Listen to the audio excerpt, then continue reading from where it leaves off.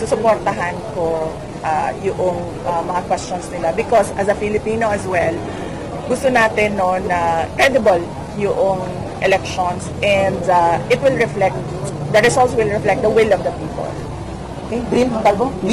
Recently, VP, sabi ni Alianza Campaign Manager and Navotas Representative Toby Chanco na dahil umano sa conditional release ng mga proyekto na ipinasang budget kaya sila nakapirma doon sa impeachment mo sa Congress. Any statement? Speechless. Well, kasi iba yung narinig ko. Ang narinig ko kasi 1.5 million cash and 6 million akap ang bayad sa pirma sa impeachment. So, baka iba pa yung sinabi niya, recent lang sa interview sa One News. Baka iba pa yung conditional release, no? So, in addition pa yung doon sa mga natanggap noong mga nagpirma. And, totoo din naman yun, public record din na makikita ninyo na yung mga hindi pumirma, zero talaga yung budget para sa kanila. But more than that, alam nyo, hindi dapat nagkakaroon ng budget ang mga congressman kasi that is pork barrel.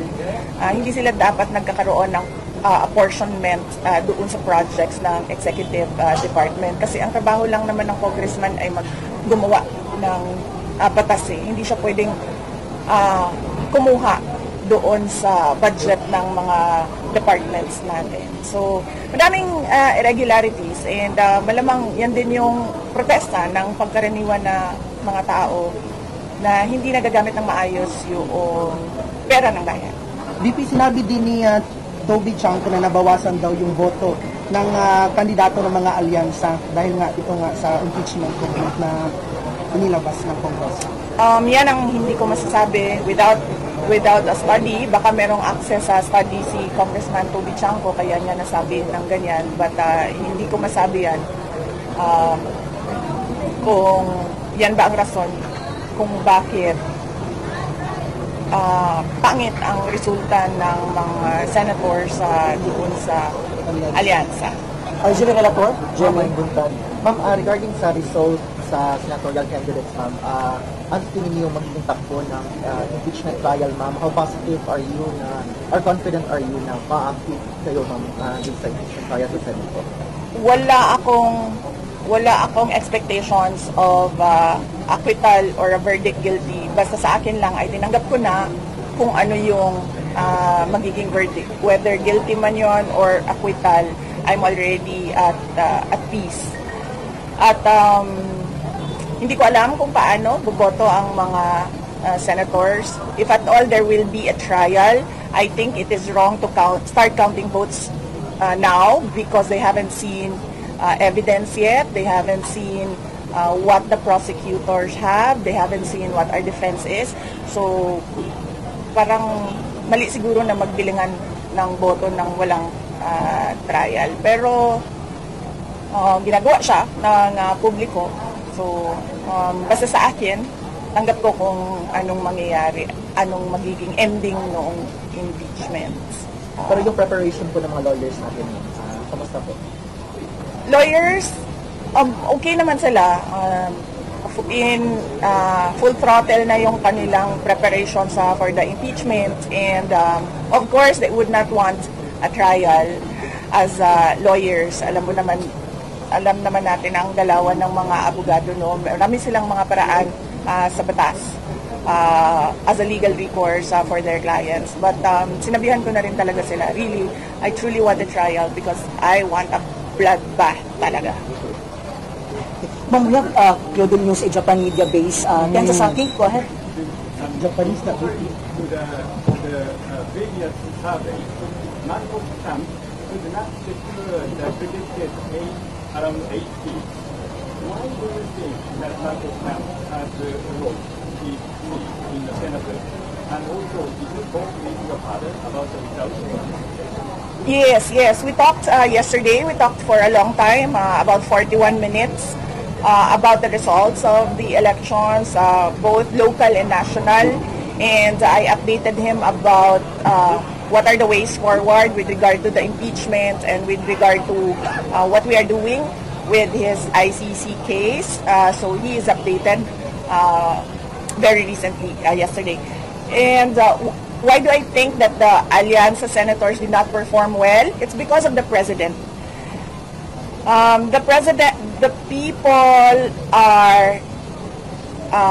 people find him wanting of his promises, and the people expect more from the president, particularly with regard to his work for our country. So they should not blame anyone else, anything that has happened. It's just the president. How about evaluation of the previous president of his election? Is he satisfied or? Oh, well,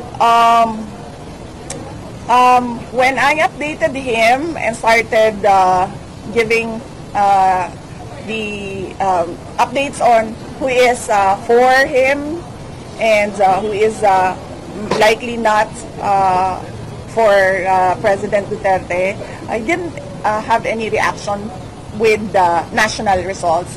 But on the local results, he said tagam. In English, it's Deserve it. Don't really deserve. I said tagam. Tagam sila. So, yes, we'll just find the translation. For local yan yun. Yes, for local. When I gave him updates for local. Before we continue, Oh, yes, I know. Naanadiritan na ako ang foundation ko. Ibalhin na siya tanan. Question po, VP, any updates po on how PRD will take home from the case? Yes, the lawyers, his lawyers are working on how he will swear for his oath.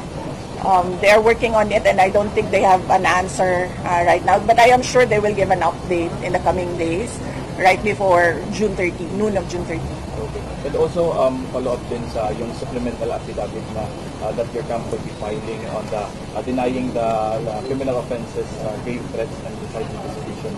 Yes. Yesterday there was a hearing in DOJ with regard to the NBI complaint on inciting to sedition and grave threats. And the lawyers manifested that they will submit a supplemental, some sort of a supplemental petition or motion in the NBI. I cannot talk about what that supplemental document will be, but I'm sure you will know about it once it is filed in the NBI.